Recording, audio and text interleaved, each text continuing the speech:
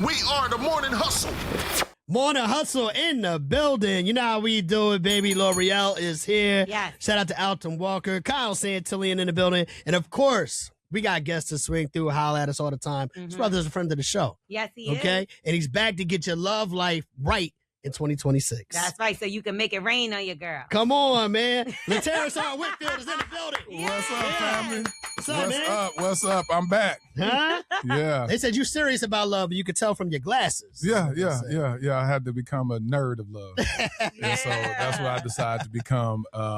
And becoming that allowed me to get into the mindset, the heart posture, the attitude where I could meet my future wifey and love her well.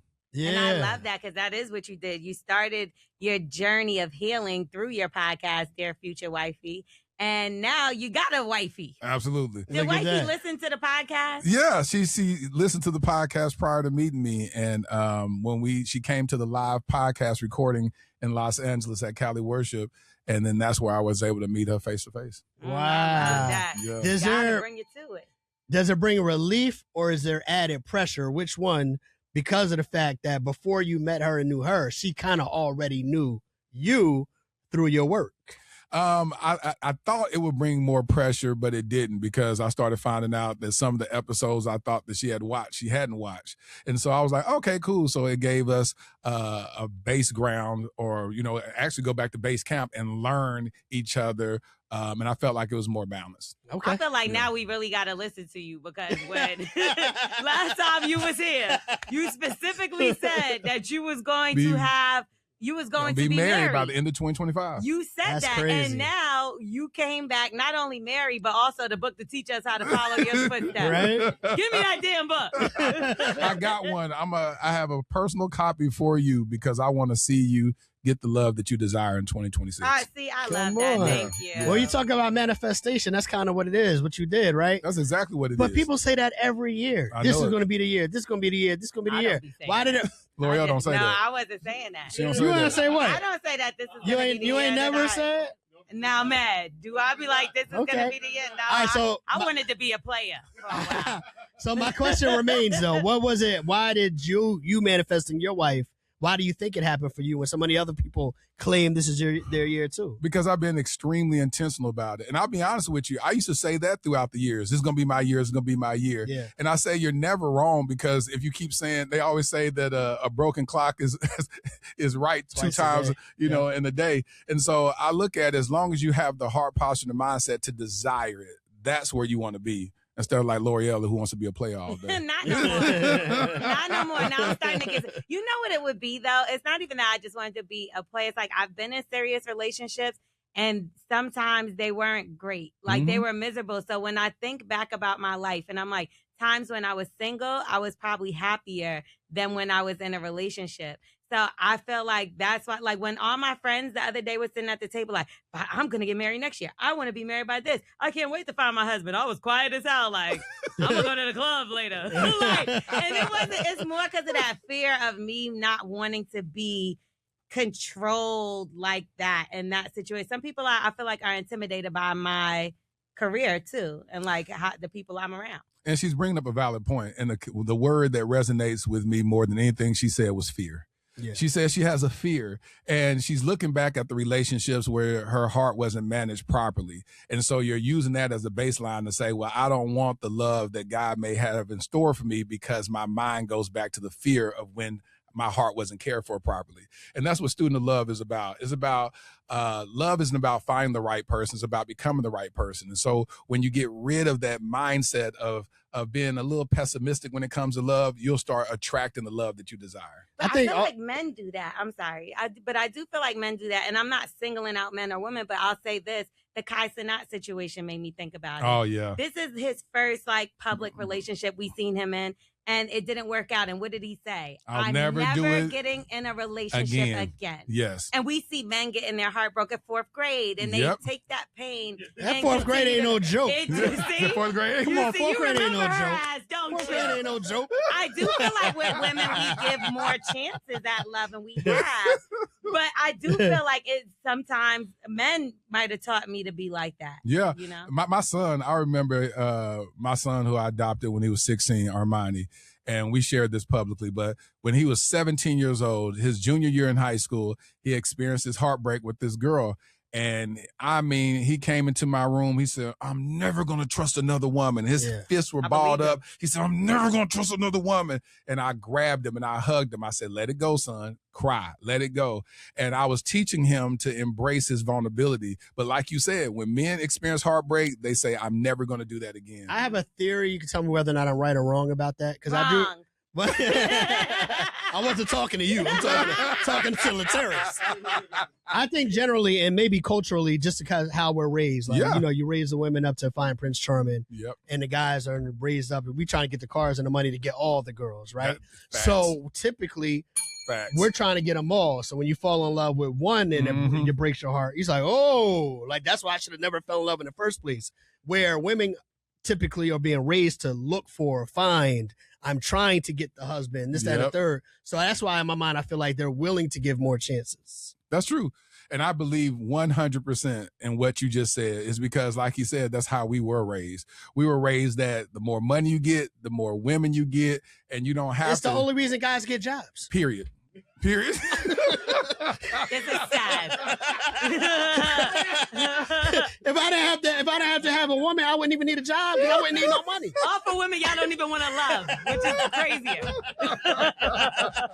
A mess. You said the only reason why we get jobs. But did you have to rebuild your mind, or like did you have to go back and unthink some things? Absolutely. That's what I talk about in the book. I talk about unlearning a lot of stuff.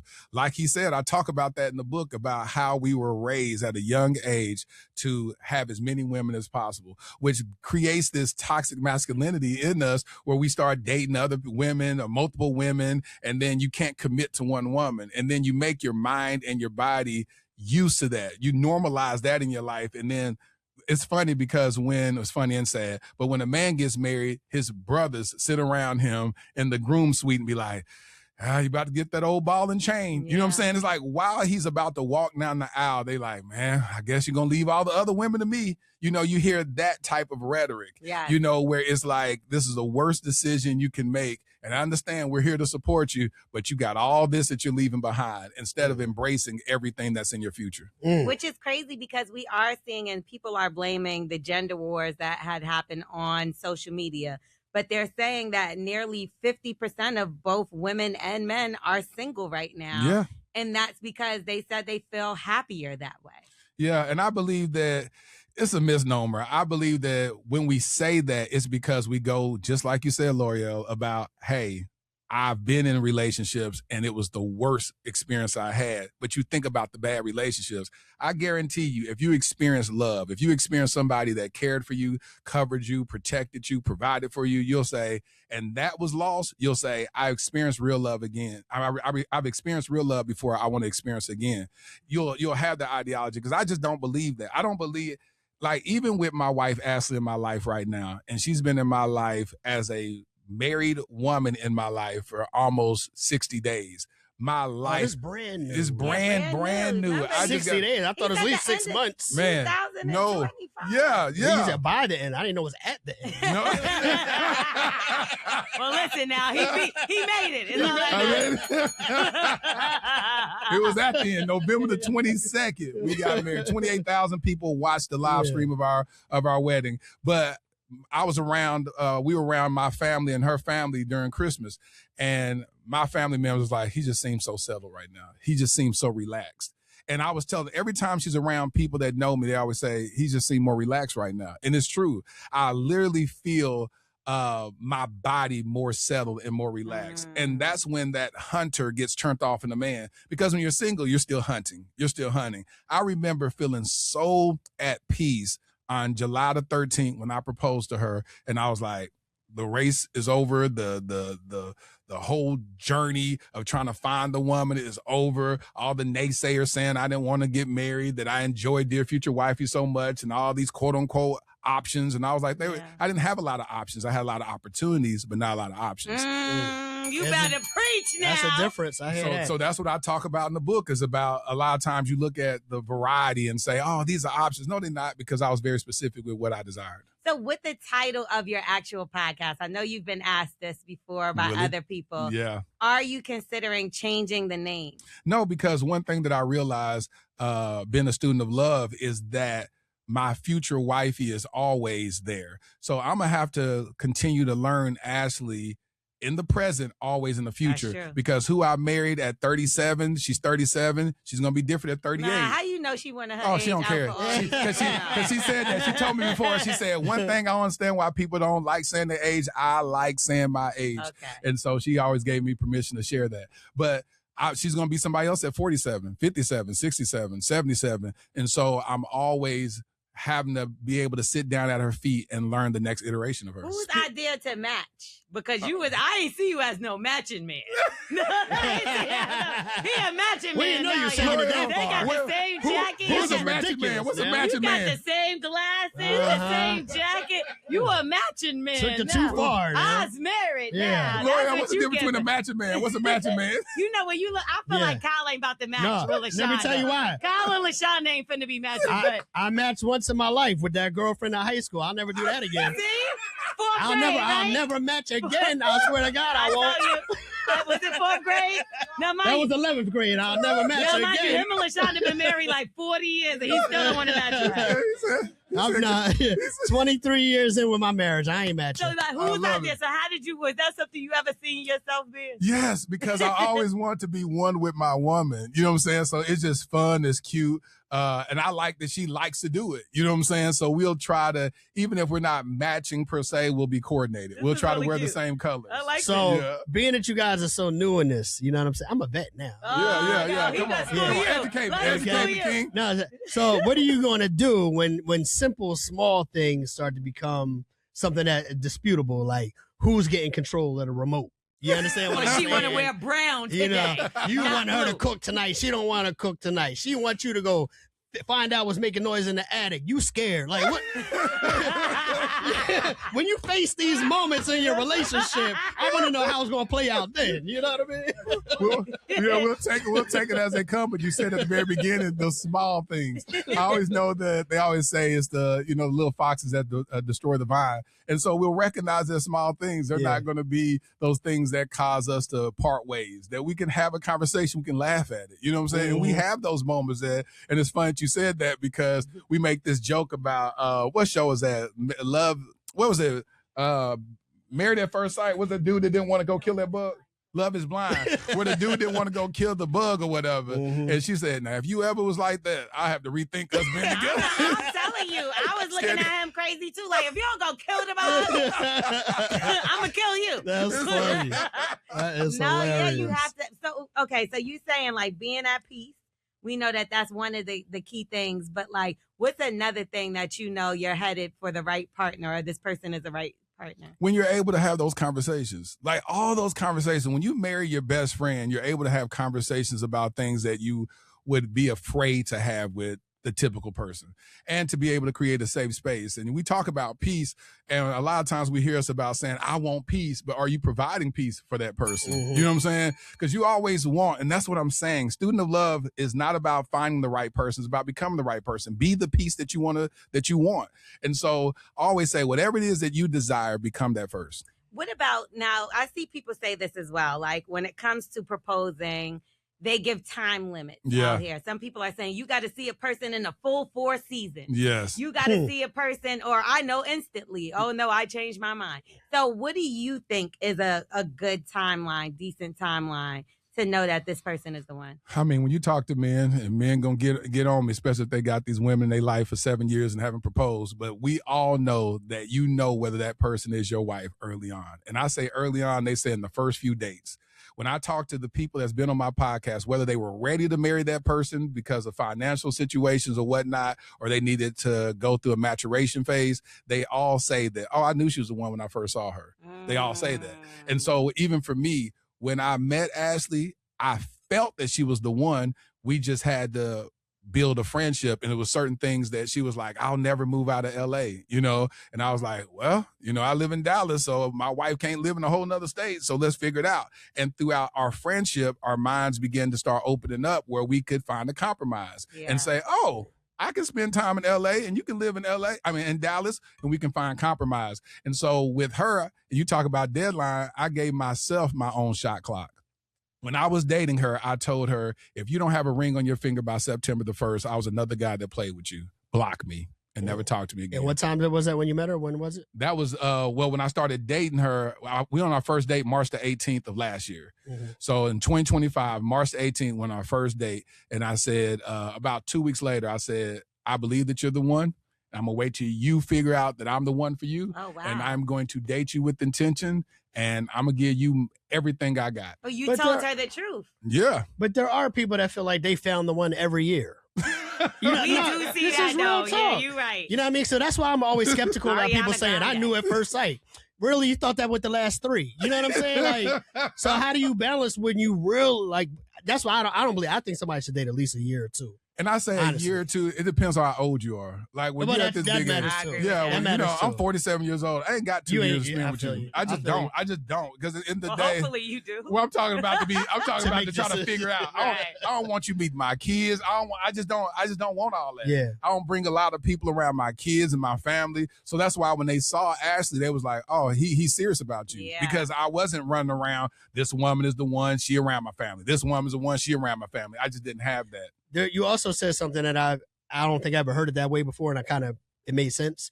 You said, "Oh God, I know that he's the one, even if he's not ready yet." Right. You know what I mean? Like you can meet somebody now and know that's the one, but that don't mean you want to get married today. And you heard that? I remember in high school, we were always running to those good girls, and you'd be like, "Man, you're a good woman. I'm gonna go and let you make it." Mm-hmm. You know what I'm saying? You had this little respect for her. Yeah. You'd be like, "I ain't gonna taint you right now, but when I get myself together, I'm gonna come back and get you." I'm not gonna lie, that's happened to me before, and that's an honor. And I've had somebody. Well, it's literally happened to me more than once, though, too. But like at the back end of it, I had them express it to me, like, "Listen, I was on some bull, yeah. And you wasn't finna let me go for that." So, I just had to, but I feel like a lot of people are not honest about that up front. Yes. And then it gives the person, like, I was feeling like I did something wrong or like I was a bad person, and that's how I think it's that's better respect. I call that hood respect. Yeah. You know what I'm saying? That's a hood way of respecting a woman. You're a good girl. I'm going to let you make it. You know what I'm saying? Yeah. And they say that because they don't want to jeopardize any future with you and for you to view them as the guy that they are. And that's what I mean by the maturation phase. They can sit there. Funny, yeah, I know y'all, because y'all don't have no. I'm like, he ain't shit. He ghosted me. That's he funny. came back a year later talking about some, you just was too. That's what I'm saying. He should say that up front, though. Yeah. He shouldn't ghost you. He should say, listen, right now, I ain't looking for anything serious. And that's how I used to date. I used to say, date responsibly. Let a woman know exactly what it is at the very beginning and say, listen, I ain't looking for nothing with you. Yeah. I would tell women that straight up. I would say straight up. I was like, don't let me get in the way of your husband. I'm just here for. And would people fight that? Like, no, they actually respected it. Okay. Women be like, dang, you different. You know what I'm saying? I would rather somebody tell me the truth like that. Tell you the truth. Because I don't want you to have to go through years of therapy because of me. You know what I'm saying? So I want to let you know exactly what it is so you can get your mind in the right mindset to be like, Latteras ain't trying to do forever with me. It is what it is. Would you get in any bite back from her? Like saying like, okay, what do you mean the one? I just met you. Like, you cool. We could go have some dates. I listen to your little podcast. Yeah, because, and especially if you think about it, like you're talking about moving. And was that like, how early on was that you said? Oh, well, in the first 5 days, in the first 5 days, we wasn't talking about actually us being together. It was just us vetting, talking about the proverbial future wifey or husband. Okay. So we would talk about, so if you met the one, would you move? She's like, I was always born in LA. I love LA or whatnot. So okay. So what about you? Well, I love Dallas and this. So you're able to vet each other through friendship without trying to make it about, well, if we was working, would you do this with me? And like, no, keep it light and just talk about each other, about the core values that y'all have together. Everything you're speaking on is all good stuff, but it does come with a certain maturity. Like you said earlier, like you guys, being at a certain age. Yeah. I don't really think too many people, let's say in their early to mid 20s, are interacting that kind of way. You know what I mean? So what do you say to that person? Because they're texting each other. You know what I mean? But I think that wisdom and the intentionality that you spoke of, all of that comes after 30. But then you have a lot of people, and I'm gonna say women specifically, that are like, I want to be married by 30. Yeah. Like you haven't even gotten to the point where you have that discernment yet. Yeah. You know what I mean? And that's why I said that's the reason why this book is so important, to be honest with you, is because I say if we can have those conversations early on,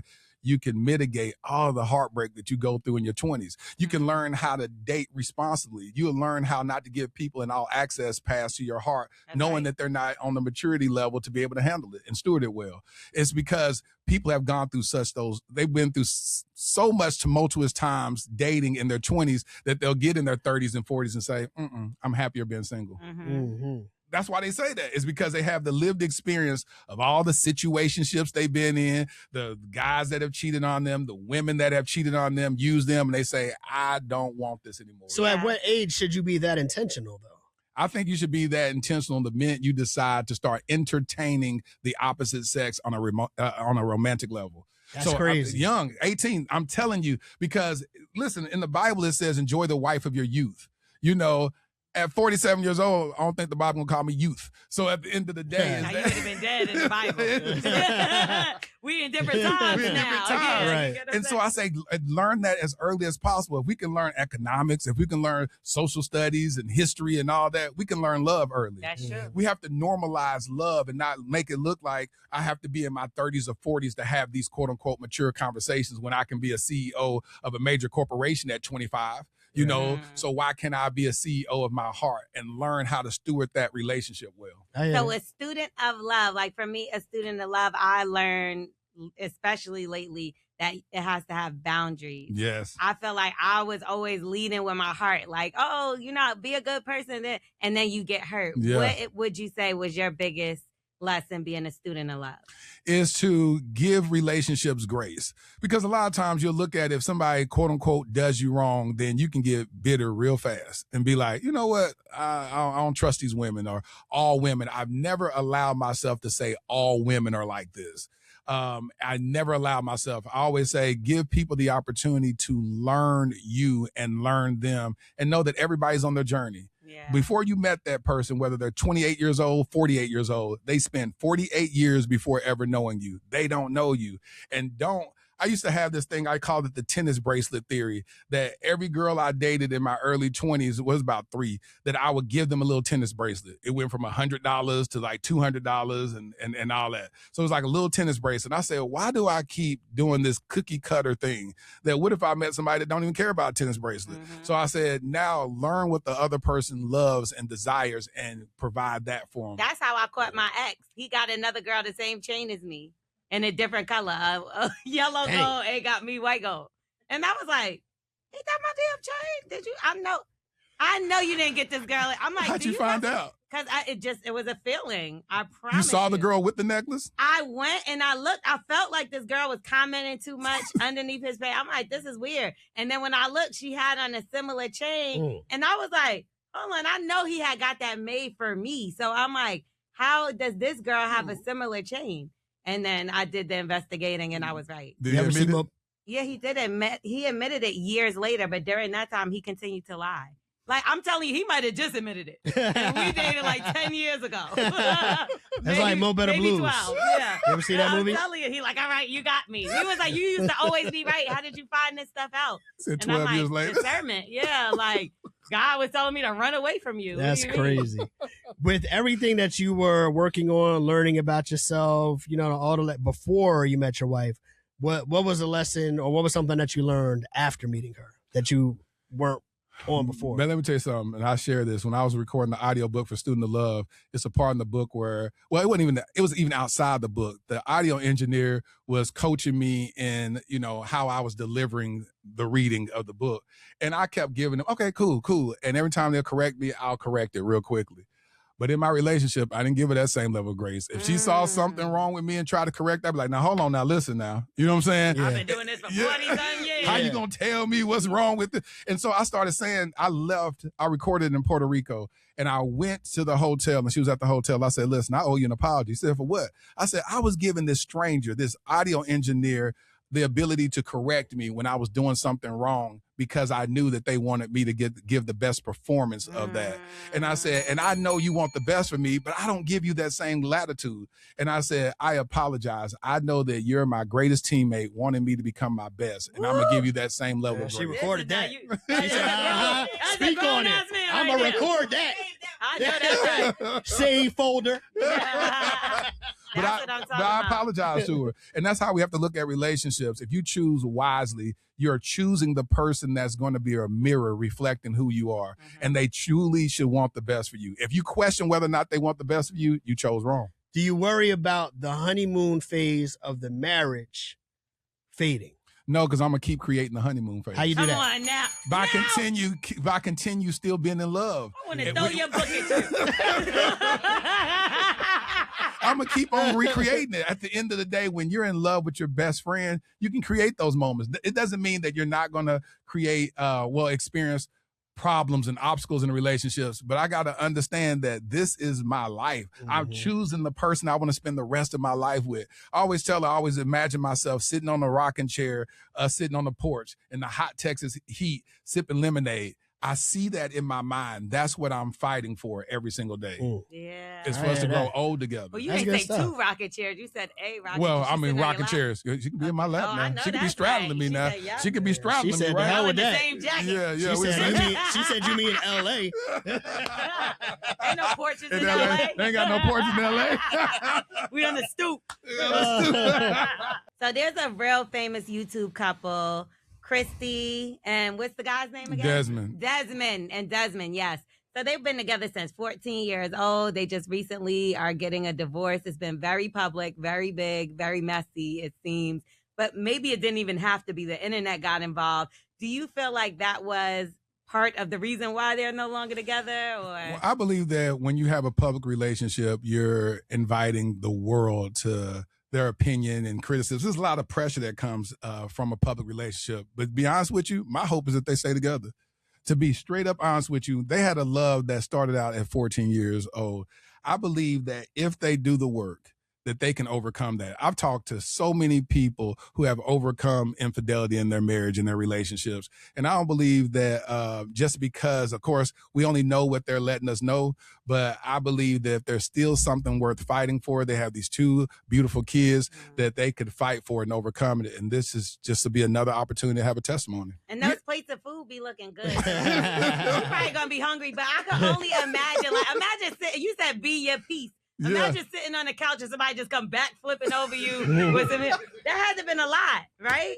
You don't think what? It's like I'm trying to chill and you doing gymnastics. That's funny. What's happening here? I think that has something to do with it too. Y'all don't think so? I don't know nothing about it. A little bit. But I do. But just to follow up with that though, like. What? I'm serious. I'm not saying you and somebody do backflips. I know what she's talking about. She put on her new heels and she'll just start black flipping. Yeah, no, you got to get divorced after that. At least she put them shoes to good use. No, but real talk though, but even take the infidelity out of that situation. If you told me like that couple right there has been together since they were 14 years old, I'm gonna be like, oh, that's a wrap. I don't even know why they're still trying. Why? Here's why I would say that. Because 14-year kids, you know nothing. You know what I'm saying? And I think a lot of times you don't even know yourself yet. So how are you going to be with somebody and lock in with somebody at that age and expect it to last forever? So this is my theory. Gosh, I'm glad you brought that up. And I talk about this in the book, Student of Love. Your frontal lobe isn't developed to 23 to 26. Men frontal lobe develop a little later. And so when we hear that we don't know each other and you don't know yourself at that point, that's a valid point. Mm-hmm. But I believe that when you meet somebody at that young age, that as your brain begins to develop, you're developing with that person. Right. And you can become one at that point. My daughter got married at 27 and she's 29 now. And they knew each other from middle school, they went to college with each other. And when I watched them, they just gave birth to my first granddaughter, Claire, back in August. Grandpa. I'm a whole grandpa out here. Grandpa, is it I'm GP. I'm GP. GP. I say, GP, are you with me? Oh, yeah, we got the Ain't go nowhere. Okay. That's fact. And so I told Claire to call me GP. But the reality is that I watched how they met each other at a young age and how they've been able to navigate certain things with, in the marriage, where she's been very open about having a rainbow child. They've been able to go through miscarriages and stuff like that. And them being able to go through that, now they have a deeper appreciation for one another. But my only question is, you said they just got married at 26, even though they knew each other as kids. Yeah. But the couple y'all was talking about, when did they get 14. married? They didn't get married at 14. They met each other at 14. They got They can't get married at 14. That's illegal. But they've been together. I was like, what? That's illegal. I hear you. It's just. Yeah, I hear you. It's just, it's kind of weird. Learned herself on the side like he did. On the side. Learned herself on the side. All I know is she looking like she about to be with a basketball player real soon. I just see her post. She got a bust down. Yeah. It's crazy. She is outside. I don't know. It's tough. I kind of find it hard to believe that most people's first is going to be the one that they end up being with. Let me tell you something. Even though it happens, she about to be his 17th baby mama. Yeah. She looked like the rest of them. So, Kyle, you don't think it would work? You don't think it can work when you're young? Most times, no. Most times. And I know there's always exceptions to the rule. Yeah. See, my cousin has been married from 16. My family's Muslim. She was promised a marriage through his family, who he also was promised a marriage. They got a bunch of kids. They've been together. She about 40 years old now. Love each other. Everything. They're a very beautiful family. And so I know that's religious. But I do believe that in the beginning, she was scared, obviously 16, but they love each other now. And I do feel like those kind of things need to come back. When your families are tight. Arranged marriages. Bring that back. I do think it needs to be done. I do. Keep there's the black power family. in that. Yeah, there's power in that. Family. Keep the black dollar in our community. And all that good stuff. We're shrinking. You know what I mean? They want to get rid of us. And Kyle, I agree with you talking about. I believe that it takes intentional work, though, to stay together. Yeah. Because, again, if you're 14, you're not the same person at 21. And if you go to college and have experiences and you start seeing, and then social media makes it so much more difficult. Nowadays, because you see all of this. So, our grandparents didn't have to go through all that. You know what I'm saying? They could cheat in peace. Papa was a Rolling Stone down the street. We ain't never see that family. We seen that family when he died. What? Okay. What's that called? What's that show called? Fences. You get what I'm saying? When he died, that's when we found out about his other family because them checks stopped rolling in. Now you're gonna see it in your news feed. Be like, so is cheating on me. Going back to that really quickly though. So what do you do to protect your relationship from the public? I don't share everything with the public. So people feel like I'm extremely transparent. I was even more transparent in my single life, but married, we have a conversation about things that can be shared publicly and not. Yeah. And so everything isn't for public consumption. I agree, man, because I'm not saying I don't share my family, but 9 times out of 10, I'll opt not to do certain things. I'm not a closed book. Like I just know when you put people are quick to say mind your business on a public post. Why you made a public post? What was your comment? No, I'm not saying me, but I'm just saying that's how social media operates. Yeah. So all I need is for me to put something out there with my family, and then somebody comment with something stupid. Now I'm angry, and I'm gonna say something back. Then that person knows who I am, but when in the street, I don't know who they are. That part. Then they run up on me. That part. You know what I'm saying? Then I'm concealed carry. Then what? You know what I'm saying? We just wanted you to talk about what your wife cooked last night. Point being, I do feel like you got to protect and be careful. Absolutely. Because one thing is always a domino effect of something else. Absolutely. And that's where wisdom comes in. And that's a joint effort, have a conversation with your spouse and ask what they're comfortable with, especially by y'all being public figures, that y'all have to be very aware on what can be shared publicly, what your significant other, even you while you're dating, whether that guy wants to be a topic of a conversation or whatnot. Oh, I don't care about that. You're going to be a topic, but I wait a little bit. I do. I wait a little bit because I'm like, he might be listening this morning. You say you don't care about that? I say my stories. I make it very clear, but I do be acting like they old. I be like, I remember one time, and it'd be like yesterday, and nobody don't know. They be like, it's happening now. That's funny. Do you feel like since being married, like I know a lot of women had tried to shoot their shot prior, knowing that you were looking for someone. Do women still try to slide in your DMs knowing that you're married? I don't know why, but I'm glad they don't. And they don't. That's good. They respected that and they honor that. And so I haven't had one woman shoot their shot since I even announced that I was when I announced I was engaged, they still did. But after I got married, They're like, we don't believe it. We don't believe it's just a hand until I see her face. That's for promo. Yeah. That's a music video. So after that, after I said my vows, nobody said anything, and that was great. I love that. Let y'all love in peace. Yeah, That's love what's and up. peace. Love up. wins. Yeah. All right, y'all go get the book so y'all can be happy too, man. Student of Love Give me my damn book. is the book. Latteras R. Whitfield, we appreciate you, bro. Come back anytime, man, for sure. Thank you. Yes. Thank you. Thank you.